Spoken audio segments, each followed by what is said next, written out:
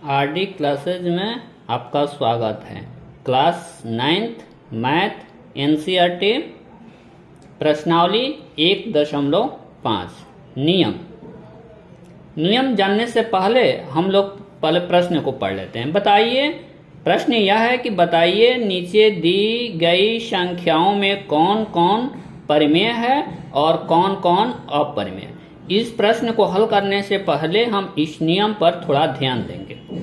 इस नियम को याद रखना बहुत जरूरी है। यदि मान लीजिए कि एक परिमेय संख्या है और दूसरा अपरिमेय संख्या, उन दोनों का यदि योग करेंगे तो अपरिमेय संख्या ही आएगी।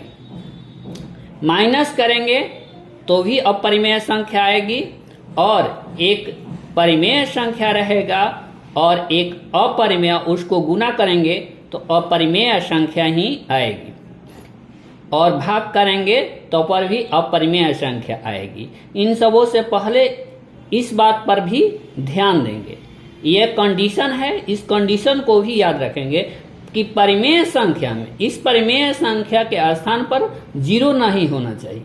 यदि जीरो होगा तो उसका अर्थ बदल जाएगा, मीनिंग बदल जाएगी और यह रूल काम नहीं करेगा। तो इस तरह यह प्रश्न है, पहला प्रश्न का ये पहला भाग है। तो उस भाग में, इस भाग में हम लोग चुनेंगे तो एक यह मान लीजिए नहीं, यह तो है ही परिमेय संख्या, परिमेय संख्या ये है अपरिमेय। नियम आपको दिया गया है, यदि परिमेय संख्या से अपरिमेय संख्या को घटाएं तो अपरिमेय संख्या आता है। इस तरह यदि यह परिमेय संख्या है, अपरिमेय संख्या को घटाएंगे तो हमारा संख्या जो आएगा वह अपरिमेय ही आएगा, अपरिमेय।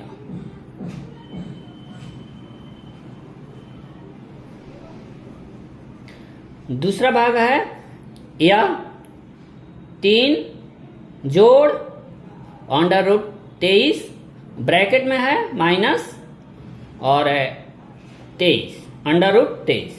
इसको हम लोग क्या करेंगे कि पहले ओपन करेंगे, कोष्ठ को ओपन कर लेंगे। तो ओपन करेंगे कुछ इस प्रकार से आएगा, √23 और माइनस √23।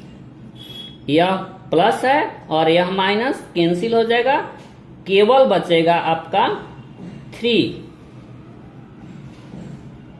जो कि क्या है, परिमेय संख्या है। इस तरह इसको हम लिख देंगे परिमेय संख्या, परिमेय। और यह तीसरा भाग है 2 गुने √7 बटा में 7 गुने √7। इस तरह इसको हम लोग ऐसे भी लिख सकते हैं, बटा में है यानी कि भागा में है। तो यहां पर कहे हैं कि यदि परिमेय संख्या रहे या भागा रहे, अपरिमेय संख्या रहे तो अपरिमेय संख्या ही आता है। तो इसको हम लोग थोड़ा हल करेंगे। इसको हल ऐसे होगा, मान लीजिए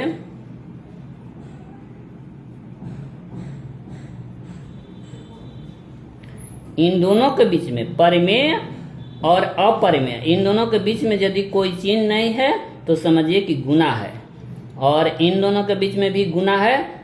तो इस तरह से हम लोग एक तो ऊपर संख्या और नीचे संख्या का कैंसिल कर देंगे, बराबर ही रहेगा। तो इस तरह ऐसे इसको लिख सकते हैं।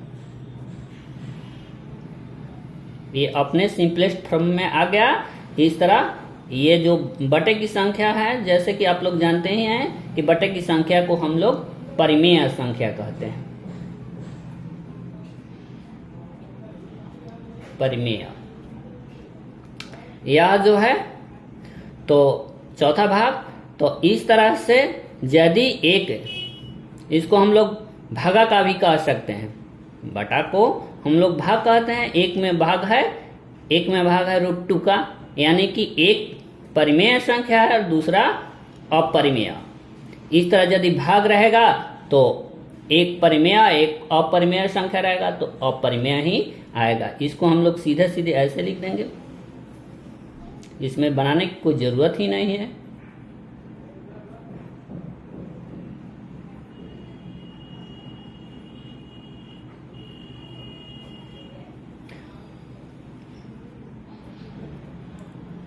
और 2 यदि कुछ चिन्ह नहीं है तो गुना का चिन्ह है, और ये पाई है, पाई जो कि आप लोग जानते ही हैं कि अपरिमेय होता है।